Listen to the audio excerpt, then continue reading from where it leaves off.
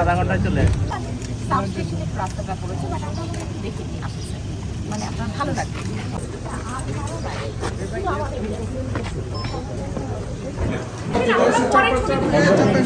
অনেক সময় পাবেন অনেক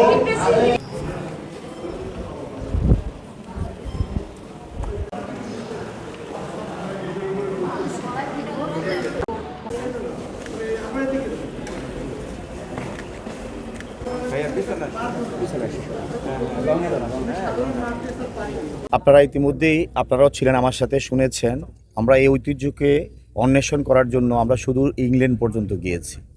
আমরা সেখান থেকে এই ঐতিহ্য আমরা নিয়ে এসেছি, পাশাপাশি বাংলাদেশের বিভিন্ন অঞ্চলে আমরা খুঁজে বেরিয়ে আমাদের এক্সপার্টিস যারা আছেন ওনারা ইতিমধ্যে এটার নমুনা সংগ্রহ করে, এটার ডিএনএ টেস্ট করে, এটার প্রকৃত যে অবস্থান সেটা নির্ণয় করে এটাকে সংরক্ষণের জন্য সরকারের পক্ষ থেকে ইতিমধ্যে যে ব্যবস্থা নেওয়া হয়েছে এই ব্যবস্থাটা করে আমরা আজকে দেখতে এসেছি।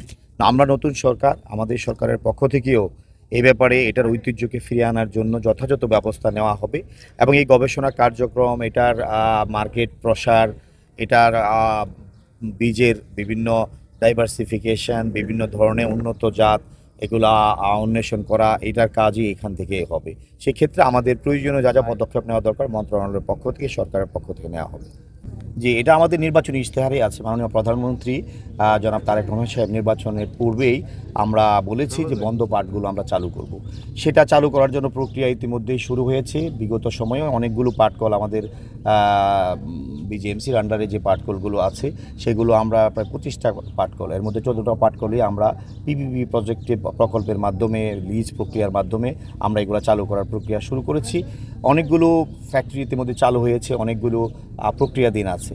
আমরা এগুলা যারা জুট ব্যবসা করতে চায়, দেশি বিদেশি বিভিন্ন ইনভেস্টর, তাদেরকেও আমরা যোগাযোগ করছি যাতে এই বন্ধ পাটকলগুলো চালু হয়। এবং যারা পাটকল করতে চান পাটকলের জন্য আমরা ওয়েলকাম করি। যারা ডাইভার্সিফিকেশন করে অন্য কোনো প্রতিষ্ঠান করতে চান সেখানেও আমরা উৎসাহ প্রদান করি। আমাদের কথা হলো যে এই জায়গাগুলো ব্যবহার হলো, ইন্ডাস্ট্রিয়ালাইজেশন হলো, শিল্পায়ন হলো, আমরা কর্মসংস্থানের ব্যবস্থা হলো, এটা আমাদের মূল টার্গেট। এখানে যারা দেশের উৎপাদনও বাড়লো, অর্থনীতিতে একটা সহায়ক হলো। আমরা এই মিলগুলো চালু করা আমাদের কমিটমেন্ট, ইনশাল্লাহ সে ব্যাপারে আমরা কার্যকরী পদক্ষেপ গ্রহণ করব।